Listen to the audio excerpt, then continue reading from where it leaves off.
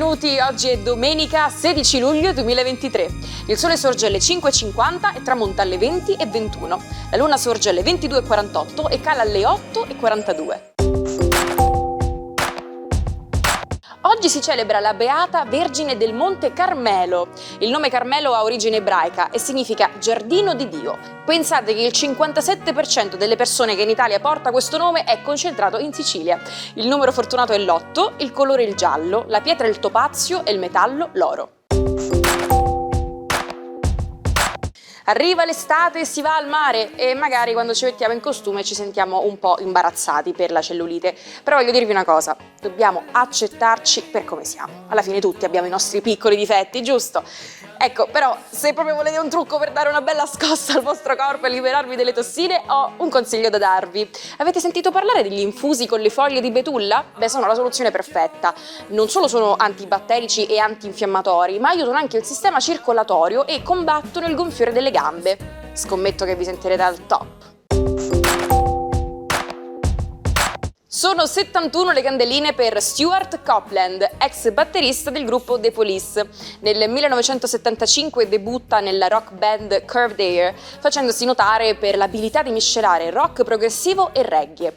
Il suo progetto di fondare un complesso punk rock conquista Sting, allora ancora sconosciuto al grande pubblico, e i due insieme, al chitarrista Andy Summers, fondano The Police. La storica band si scioglie nel 1984 e Copeland si dà alla carriera da solista.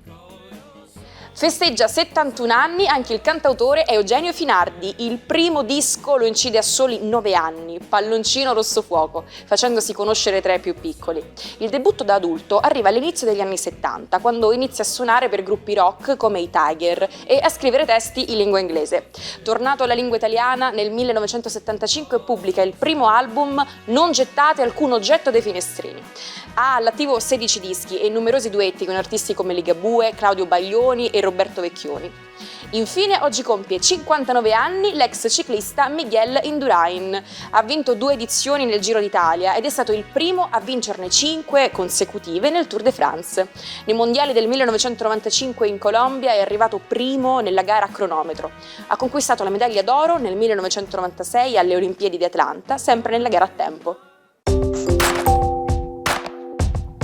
Con il titolo originale The Catcher in the Rye, il 16 luglio del 1951 esce il capolavoro dello scrittore statunitense Jerome David Salinger, il giovane Holden, destinato a entrare nei cuori di milioni di ragazzi dell'epoca. Nelle vicende del sedicenne Holden e Caulfield rivivono infatti i tormenti e le incomprensioni tipiche dell'età adolescenziale. Questo lo porta ad essere il manifesto di una generazione in lotta con la società e la morale borghese. A Napoli il cornetto, il trifoglio in Irlanda e pensate le nespole in Cina. Sì, stiamo parlando dei portafortuna. Originarie del mondo orientale, fin dall'antichità sono state usate come rimedio per allontanare negatività e influssi del male. L'albero era una sorta di amuleto da piantare in giardino e dalla sua fioritura si poteva capire come sarebbe stato il raccolto. Infatti nei secoli passati si riteneva che ogni casa di campagna che avesse un nespolo nel proprio cortile potesse allontanare le streghe e la sfortuna. Curiosi di sapere cosa dicono i pianeti? Beh, siamo qui per ascoltare i consigli dell'oroscopo del nostro Marco Amato. Buona domenica ai 12. Oggi una dolcissima luna in Cancro ci rende tutti più affettuosi e più desiderosi di famiglia. Ariete, la luna in Cancro è un po' in quadratura, ma poco importa, dati gli aspetti splendidi che il cielo oggi forma. Sicuramente una vostra presenza a casa è gradita, ma dedicherete comunque la serata a conoscervi o a fare conoscere al partner parte dei vostri affetti antichi. Toro, la luna torna a essere di nuovo congeniale ed eccovi di nuovo aiutati nel vivere un amore a cui vi state dando senza tregua. Gemelli, la giornata di oggi è la giornata della visione chiara, Sole e Luna in Cancro ed entrambi stabiliscono una certa luminosità nella prospettiva in cui guardate le cose, la vostra vita, i vostri affetti, la vostra famiglia, il vostro lavoro, tutto insomma ha una luce soddisfatta. Cancro, che dirvi, la luna, vostra signora, è tra i vostri gradi, quale migliore visita? E il sole vi illumina d'immenso, ed eccovi come i segni più illuminosi dello zodiaco. Oggi è la vostra giornata, una domenica di passione, di luce, di mare, di sole, di amici, di affetti. Leone, giornata molto interessante oggi, visto che Sole e Luna tendono a rischiarare proprio il vostro animo, il vostro inconscio. È una cura per voi stessi, quindi dedicatevi a tutti gli affetti principali, ma soprattutto alla cura del vostro relax, del sonno e del benessere psicofisico. Vergine, giornata oggi che sembra segnare un po' una svolta. Umoralmente potreste decidere che è scattato qualche sentimento per qualcuno, per qualcosa, seppure i pensieri non sono mancati, ma oggi è proprio una bella giornata per essere romantici. Bilancia, Marte sembra essere ormai neutralizzato, anche se dietro la schiena, come nel linguaggio astrologico significa nel segno zodiacale prima del vostro, tende ad agitare un po' gli animi e ad avere voglia di una certa azione e di un certo dinamismo da parte vostra. Se siete un po' arrabbiati per qualcosa finita male o se vi sentite sotto stress, ora è il tempo di contattare le vostre emozioni. Scorpione, la giornata di oggi prevede una bella notizia. Marte diventa di nuovo amico e finalmente potete godere della condizione celeste di uno dei pianeti a voi più congeniali, favorevole. Azione e passione saranno le parole all'ordine del giorno, quindi godetevela. Sagittario, giornata molto importante oggi, visto che Marte da amico in trigono il Leone si trasforma in una pungolatura dalla Vergine. Probabilmente oggi sarete subissati da cose da fare. Sicuramente è ottimo mantenere l'attitudine allo sport, che vi evita qualche nervosismo. Capricorno, ottime notizie per voi oggi, visto che Marte ha deciso di diventare vostro amico, alleato, di darvi forza, energia e soprattutto di prendere in mano una situazione importantissima che vi sta a cuore. Le passioni sono all'ordine del giorno.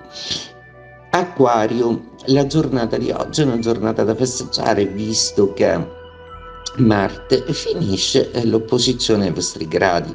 Da domani inizierà Mercurio e forse, proprio perché ci saranno meno problemi pratici, non sarà il caso di essere aggressivi con le parole. Pesci, la giornata di oggi vi fa salutare Mercurio alleato che vi ha giovato e vi ha portato moltissimo, e adesso è il tempo di passare ad un'azione un po' più pratica, anche se Marte vi obbligherà dall'opposizione alla Vergine ad assolvere a dei lavori un po' troppo trascurati. Lungo circa 11 km, è considerato per diversi anni il più esteso al mondo, mettendo in collegamento l'Italia e la Francia attraverso le comunità di Courmayeur e Chamonix. Il 16 luglio del 1965 apre il traforo del Monte Bianco. I lavori durano 6 anni e coinvolgono 350 lavoratori. A inaugurarlo sono i capi di Stato dei rispettivi paesi, Giuseppe Saragat e Charles de Gaulle. Un grave incidente nel marzo del 1999 ne decreta la chiusura temporanea per 3 anni. Sono veramente esausta di questa situazione, non ne posso più. È stata proprio la goccia che ha fatto traboccare il vaso. L'avete detto molte volte, vero? Magari dopo una discussione con il vostro partner o un malinteso al lavoro. Gli inglesi hanno un modo tutto loro per dirlo: the final straw that broke the camel's back, che significa letteralmente l'ultimo filo di paglia che ha spezzato la schiena del cammello. Questo detto vuole dire che non è stato solo l'ultimo evento a far degenerare una situazione, ma la somma di tutto ciò che è successo prima. Non aspettate che il vaso trabocchi, cercate di risolvere le cose man mano. In fondo è meglio prevenire che curare, no?